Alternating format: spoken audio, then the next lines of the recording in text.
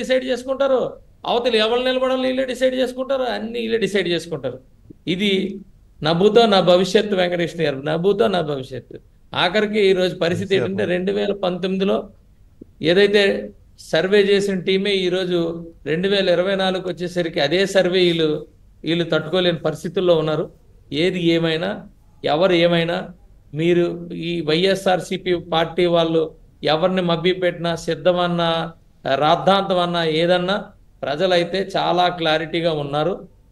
ఈ ఈ అంటే నాకు అర్థం కాని అంటే కాదు విజయ్ కుమార్ గారు, ఇక్కడ విషయం ఏంటంటే మనం అవునన్నా కాదన్నా మీడియా రోల్లో ఇలాంటి టైంలో కీలకమైన ఎన్నికల టైం కానీ ఇంకొక సెన్సిటివ్ టైమ్స్లో మీడియా చాలా పవర్ఫుల్ రోల్ ప్లే చేస్తూ ఉంటుంది. మీడియా, సోషల్ మీడియా ఇంకా ఎక్కువ. ఎందుకంటే సోషల్ మీడియా అనగానే ఏముంది, ఎవరి చేతిలోనే ఫోన్ ఉంటుంది, ఆ ఫోన్లో ఫేస్బుక్లు ఉంటాయి, యూట్యూబ్లు ఉంటాయి, అన్నీ ఉంటాయి. ఇవి చూసి మామూలు కామన్ పీపుల్ కూడా వాటిని చూసి నిజమే అనుకునే ప్రమాదం ఉంటుంది. తర్వాత యూత్ ఎక్కువగా, మీ పార్టీకి ఎక్కువగా అభిమానులు, పవన్ కళ్యాణ్ గారి అభిమానులు కావచ్చు, కార్యకర్తలు కావచ్చు, ఎక్కువగా చాలా యంగ్స్టర్స్ ఉంటారు.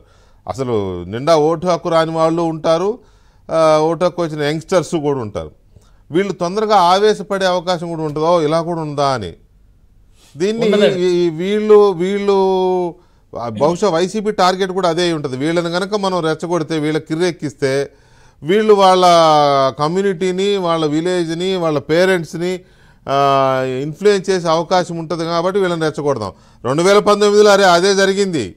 తెలుగుదేశం ముసుగులు వేసుకొని మీ వాళ్ళని అటాక్ చేయడం ఇవన్నీ జరిగినాయి. అప్పుడు మీకు ఐడియా ఉండే ఉంటుంది కదా.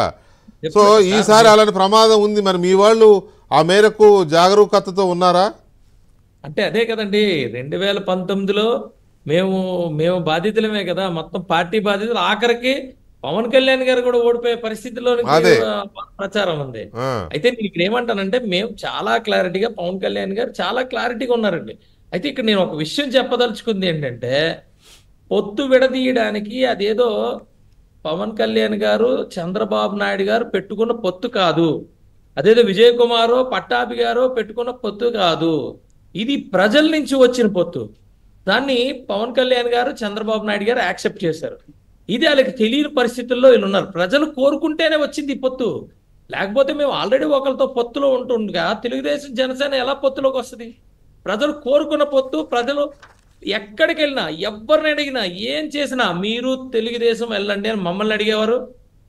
మీరు గుర్తుందో లేదో, చంద్రబాబు నాయుడు గారు ఎక్కడ మీటింగ్ పెట్టినా మీరు జనసేనతో పొత్తుకి వెళ్ళండి అనేది. అంటే ఎవరికి వాళ్ళకి ఎవరి సీట్లు గెలిచే పరిస్థితులు ఉన్నాయి. అయినా కూడా పొత్తులు వెళ్ళండి అన్నప్పుడు ఇంకా వాళ్ళకి అవకాశం లేకుండా, అది కూడా పవన్ కళ్యాణ్ గారు చాలా క్లియర్గా చెప్పారు. ఈ ఏదైతే జగన్మోహన్ రెడ్డిని బయటికి పంపించాలో పొత్తు అనేది ఒకటే మార్గం అనేది చాలా క్లారిటీగా, ఎన్ని ఎత్తులేసినా పొత్తు చిత్తు చేస్తుంది ఆ ఎత్తులన్నిటిని అనే దాని మీద క్లారిటీగా ఉన్నారు. ఆ క్లారిటీ నిజంగా చెప్తున్నానంటే, అంటే నేను పార్టీలో ఉండి మాట్లాడుతున్నాను కాబట్టి, పార్టీలో అది కింద స్థాయి వరకు తీసుకెళ్లారు. ఎందుకంటే నేను గొప్ప విషయాలు జనసేన గురించి నేను చెప్పదలుచుకుని ఏంటంటే, ఎంత యువత ఎప్పుడు ఆవేశంగా ఉంటారు, ఉడుకు రక్తం ఉంటుంది. కానీ ఎంత రెచ్చగొట్టి పవన్ కళ్యాణ్ గారిని తిట్టి, పవన్ కళ్యాణ్ గారి ఇంట్లోని కుటుంబాన్ని తిట్టి, ఎంత మందిని తిట్టినా కూడా పవన్ కళ్యాణ్ గారు సమన్వయం పాటించమంటే అందరూ పాటించారు.